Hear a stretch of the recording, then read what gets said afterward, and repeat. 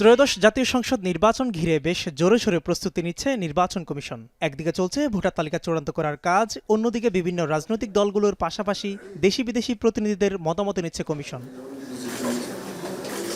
রোববার সকালে ইউরোপীয় ইউনিয়নের রাষ্ট্রদূত মাইকেল মিলারের নেতৃত্বে 5 সদস্যের প্রতিনিধি দল দেখা করেন প্রধান নির্বাচন কমিশনারের সঙ্গে।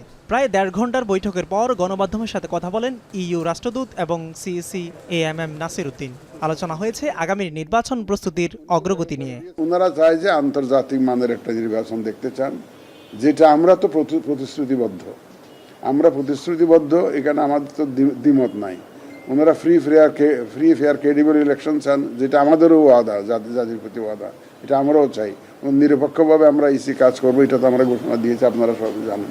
নির্বাচনী পর্যবেক্ষক, রাজনৈতিক দলগুলোর এজেন্ট সহ নির্বাচন সংশ্লিষ্টদের প্রশিক্ষণ দিতে আগ্রহী ইইউ বলে জানান প্রধান নির্বাচন কমিশনার। আমাদের পুলিং অফিসার, প্রিসাইডিং অফিসার এগুলোকে ট্রেনিং দিতে পারে, কিন্তু এখন রাজনৈতিক নেতাদের, ক্যান্ডিডেটদের, এজেন্টদেরকে ট্রেনিং দেওয়াটা কীভাবে করা যেতে পারে, ওনারা সে সাহায্যটা আমরা চেয়েছি।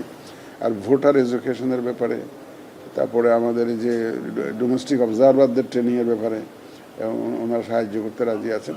আরও অন্যান্য ক্ষেত্রে যদি সাহায্য লাগে আমরা আরও বিবেচনা করে দেখব, তারপর ওনাদেরকে জানাবো। ওনারা রাজি আছেন। এ সময় ইইউ রাষ্ট্রদূত মাইকেল মিলার বলেন, আগামী নির্বাচন আন্তর্জাতিক মানের করতে বাংলাদেশকে সহযোগিতা করবে ইউরোপীয় union. The Chief Election Commissioner that the European Union will support the conduct of elections in this country in line with international standards, and we will do this with a significant financial package as well as offering our experience and expertise. এর আগে গত মঙ্গলবার ঐকমত্য কমিশনের সাথে বৈঠক করেন Michael Miller. এতে বর্তমান সংস্কার কার্যক্রমে ইউরোপীয় ইউনিয়নের পূর্ণ সমর্থন রয়েছে বলে জানানো হয়।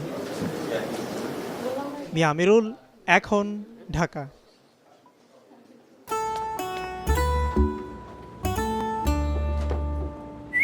এই ঈদে জুয়েলারি ক্লোদিং এ বিকাশ পেমেন্টে ডিসকাউন্ট।